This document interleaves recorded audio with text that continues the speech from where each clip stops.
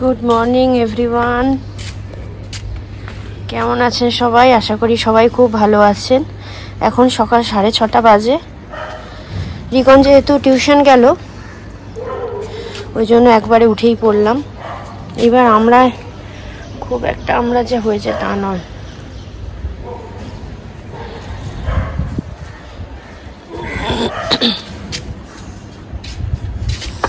যে গাছগুলো সব দেখাতে আসলাম। এই দেখো আকন্দ ফুলের ফল হয়েছে কিরকম পটলের মতো, কিরকম দেখতে দেখেছ?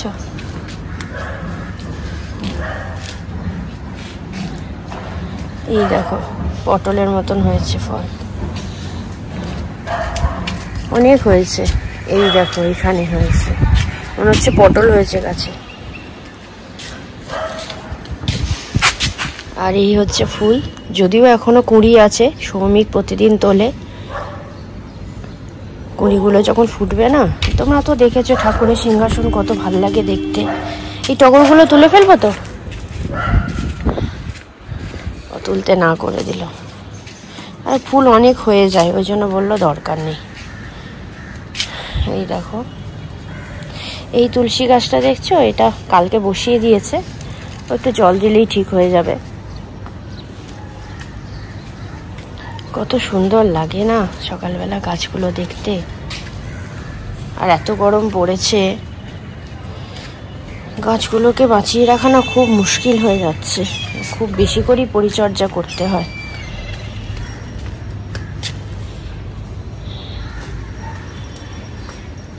আর আকাশটা তোমাদের দেখিয়ে দিই, আকাশে মেঘ আছে। আজকে তো বলছেন ভালো রকম বৃষ্টি হবে, দেখা যাক। আর ওই হচ্ছে আমাদের সামনে মন্দির, রাধা গোবিন্দ মন্দির। চূড়ো দেখতে পাচ্ছ? এই যেখানে চূড়োটা, এই হচ্ছে মন্দির।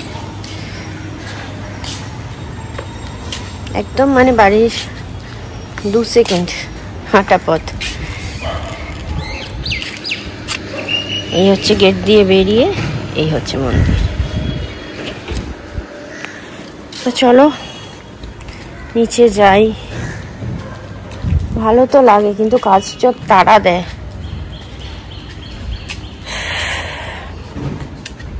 বেশ ভালো লাগে সকালটা উঠে।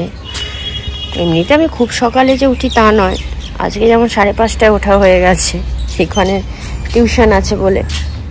অন্যান্য দিন আমি 7টায় উঠি, এই আর কি তফাৎ। তো চলো নিচে যাই, গিয়ে বিছানা পাটি পরিষ্কার করি, করে আবার সৌমিক মনে আজকে প্র্যাকটিসে যাবে। আর বাজারও করতে হবে, মাছ ফাছ নেই ঘরে, মাছ না হলে তো আমাদের চলে না একদম। চলো রাখছি এখন। বৃষ্টি হোক আর নাই হোক গাছে জলটা দিতে হবে সকালবেলা, যেমন জল দেওয়া হয়। এটা সৌমিকই প্রতিবার মানে প্রতিদিন সকালে দিয়ে যায়। তা ও আর দিল না আজকে, মানে ও এখন তো 6:30 পৌনে 7টা বাজে। ও বাথরুমে আছে, আমি ভাবলাম ততক্ষণ আমিই দিয়ে দিই, যেহেতু পাম্পটা চালিয়েছি ট্যাঙ্কিটা ভরার জন্য। ওই জন্য গাছে ভাবলাম জলগুলো আমি দিয়ে দিই।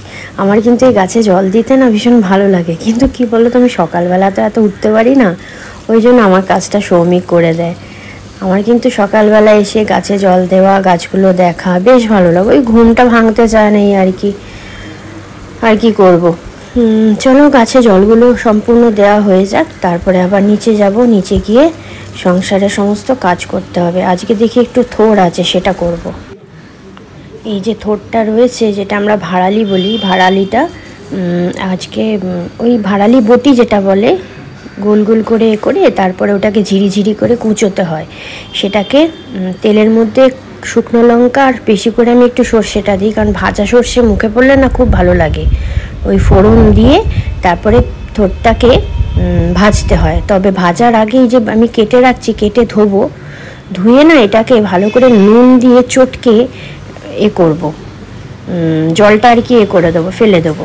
এই এখন ভাড়ালি বটিটা আমি বসিয়ে দিই, রিকন খেয়ে মানে স্কুলে নিয়ে যাবে পরোটা দিয়ে। আর এই পমফ্রেট মাছ এনেছে, পমফ্রেট করব। আর দেখি কি করি। সবজি তো এনেছে আজকে পটল, কাঁকরোল, কাঁকরোল এনেছে না, পটল, টমেটো, আলু আর পেঁয়াজ। এদিকে পেঁপে আছে। পেঁপের রসা করলে না সৌমিক খেতে চায় না, আমার তো বেশ ভালো লাগে নিরামিষ পেঁপের রসা। দেখা যাক কিভাবে কি করি। রিকন টিউশন থেকে এসে গেছে। রিকনের জন্য আমি পরোটা বানিয়েছি, আর ওকে দুপদ আজকে দেবো, জানি না কি বলবে। একদিকে এই যে বেগুন ভাজা করে দিয়েছি, একটুখানি বেগুন ভাজা, আর ভাড়ালিটা যেটা রয়েছে একটু ভাড়ালি বটি দিয়ে দিয়েছি, নাহলে তোর খাওয়াই হবে না। সে বিকালে সে কি আর খাবে এগুলো বলো। আর এখানে আমি মাছটা না এক এক করে ভেজে নিচ্ছি। এবার মাছের ঝোল হয়ে গেলে রিকন মাছের ঝোল দিয়ে ভাতটা খেয়ে বেরিয়ে যেতে পারবে। আর এত চিমনি আওয়াজটা আসছে না, ওই জন্য আমি ভয়েস ওভার দিতে বাধ্য হলাম। আমার কথা কিচ্ছু শুনতে পাবে না, ওই জন্য ভয়েস ওভারটা দিচ্ছি। যাই হোক, এই পমফ্রেটটা আমি একটু পেঁয়াজ, টমেটো আর একটু সর্ষে বাটা দেবো, দিয়ে ধনে পাতা দিয়ে নামিয়ে দেবো, এইভাবেই করব। আর পুরো রান্না এখন আমি দেখাতে পারি না, কারণ আমার কাছে সেই সেট আপ নেই যে ক্যামেরাটা সেইভাবে হোল্ড করব। আমি স্নান টান করে চলে এলাম, কারণ এত গরম হচ্ছে। আমার রান্নাবান্না অবশ্য কমপ্লিট হয়ে গেছে। মাছ, ভাড়ালি বটি আর একটু ওল সেদ্ধ দেবো, এই দিয়ে আজকে খাওয়া দাওয়া হবে দুপুরে। রিকনকে পমফ্রেট মাছটা ভালোবাসে বলে মাছের ঝাল করে দিলাম, ওই দিয়ে ভাতটা খাইয়ে দিলাম। আর ওকে পরোটা করে দিয়েছি, তার সঙ্গে বেগুন ভাজা দিয়েছি। আর ভাড়ালিটা করেছি, এটা দেখো একটা আমরা জানি বা থোড় বা এইসবের মধ্যে না, মোচা এইসবের মধ্যে তোমার আয়রনটা থাকে। তো ওই দুপুরে তো খাওয়া হবে না, সেই বিকালে সে এগুলো খাবে কি না খাবে, ওই জন্য আমি একবারে পরোটার সঙ্গে দিয়ে দিয়েছি। জানি খেতে ভালো লাগবে না, বাবা শুধু শুধু খেয়ে নিস, হ্যাঁ দরকার পড়লে। তো এই যে রিকন বসে আছে, ওখানে হেঁসেলের নেতাটা ঝুলছে। গরম জলে সাবান দিয়ে হেঁসেলের নেতা ফেতা সব কাঁচা হয়। প্রচন্ড গরম, কিন্তু হাওয়া দিচ্ছে। রিকন বেরিয়ে যাক, তারপরে দরকার হলে এই ঘরটা যদি এ হয় তো হাওয়া এটা খুলে দেবো, জানলা খুলে দেবো। তো সৌমিক গেছে তো অফিস, বা দোকানে ঢুকেছে কিনা জানি না। ও আজ প্র্যাকটিসে গেছে, সরি, আজকে তো দোকানে আর ঢুকবে না, প্র্যাকটিসে গেছে। তো চলো পরপর সব কাজ এবার সামলে নিই। আজকে মঙ্গলবার, এখন তো 12:15 বাজে। আমি ভাত বসিয়ে দিয়েছি, মায়ার এখনো কোনো পাত্তা নেই। আর এই ভাতের মধ্যে আমি দিয়েছি ওল সেদ্ধটা, আর আলাদা করে কুকারে করে নি। এই যে দেখো, দাঁড়াও, ছোট ছোট করে দিয়েছি, নাহলে তো সেদ্ধ হবে না। এই যে দিয়ে দিচ্ছি, ভাত হতে হতে সেদ্ধ হয়ে যাবে। যদিও ভাতটা হতে আমাদের খুব একটা টাইম নেয় না, আর একটু হবে, ওই ভাপে অনেক হয়ে যাবে। কি যে একটা ওয়েদার হয়ে রয়েছে। হাওড়ার দিকে নাকি খুব বৃষ্টি হয়েছে, হাওড়া কলকাতা ওইদিকে। সৌমিক তো আসার সময় ভিজে গেছে, আমাকে বললো বৃষ্টি হচ্ছে, আমি তো পুরো ভিজে গেলাম, গায়ে আবার শুকিয়েও গেছে। দেখো কি ওয়েদারের ছিঁড়ি, ভালো লাগছে না, এত গরম লাগছে না, অস্বস্তির হচ্ছে।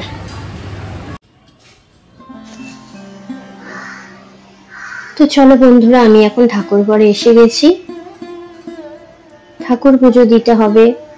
সমস্ত আমার এদিকের কাজ হয়ে গেছে। সৌমিক এখনো আসেনি, তো একটু পরেই চলে আসবে। তো সকাল থেকে দেখো এইভাবে কাজ করতে করতে সময়টা কেটে যায়, তবে ভালোও লাগে। সংসারের কাজ না থাকলে না মনে হয় যেন দূর কিছুই যেন ভালো লাগছে না। আর কোথাও যদি ঘুরতে যাই, ওই 2-4 দিনই ভালো লাগে, তারপর কিন্তু বাড়িতে সংসারের প্রতি একটা টানে যে কবে বাড়ি ফিরবো। ঠাকুরকে ডাকতে গেলে এক মনে ডাকতে হয়, সেই মনটা যদি অন্যদিকে চলে যায় তাহলে কি আর ঠাকুর সেই ডাকে সাড়া দেয়? কিন্তু তবুও তো ইনি জগতের মাতা পিতা সবই, তিনি কিন্তু তাও আমাদের সমস্ত আপদ বিপদের সামনে এসে রুখে দাঁড়ায়। জানি না কেন আমি যখন কারোর বাড়ি যাই তখন না আগে তার ঠাকুর ঘরটা গিয়ে দেখে আসি, কারণ তার প্রতি না একটা আলাদা আমার টান রয়েছে। তবে এটাও ঠিক যে আমি যে খুব মন ভরে ভক্তি ভরে মন্ত্র উচ্চারণ করে পুজো দিই বা ঠাকুরকে ডাকি তা কিন্তু নয়। তাও আমি ঠাকুরকে পুজোর পরে মানে পুজো দেওয়ার পরে আমি সবসময় প্রার্থনা করি যে ঠাকুর, আমি যেইটুকুনি যা জানি বড়দের থেকে, যেইটুকুনি ছোট থেকে শিখে এসেছি বা দেখে এসেছি, সেইটুকুনি ভরেই মন ভরেই আমি তোমাকে ডাকি, তুমি তাতেই আমার সাড়া দিও। আমি কিন্তু কোনো মন্ত্র উচ্চারণও জানি না, মন্ত্রঠন্ত্র আমি কিছুই জানি না, শুধু একটুখানি অল্প একটু ভক্তি নিশ্চয়ই আছে, তাই তো তোমার প্রতি আমার এত অগাধ টান। তো চলো বন্ধুরা, তোমাদের অনেক বোর করে ফেললাম। আমার কিছু মনের কথা না সবসময় সবাইকে তো বলতে পারি না, এই ভিডিওর মাধ্যমে তোমাদের কাছে একটু শেয়ার করে দিই, আর এই আর কি। তাহলে চলো ভিডিওটা এখানেই রাখছি। তোমরা ব্লগটা দেখো, কিরকম লেগেছে আমাকে কিন্তু কমেন্টের মাধ্যমে অতি অবশ্যই জানিয়ে দিও। আর যদি ভালো লেগে থাকে তাহলে একটা ছোট করে লাইক করে দিও। আর যেসব বন্ধুরা এখন অব্দি আমার সাবস্ক্রাইব করে চ্যানেলটিকে এগিয়ে নিয়ে যাওনি, প্লিজ তারা সাবস্ক্রাইব করে দিও, সঙ্গে বেল আইকনটা প্রেস করো। তাহলে রাখছি, কালকে আবার নতুন একটা ভিডিও নিয়ে তোমাদের কাছে চলে আসবো। টাটা, সবাই খুব ভালো থেকো, সুস্থ থেকো, ঈশ্বর তোমাদের ভালো করবেন।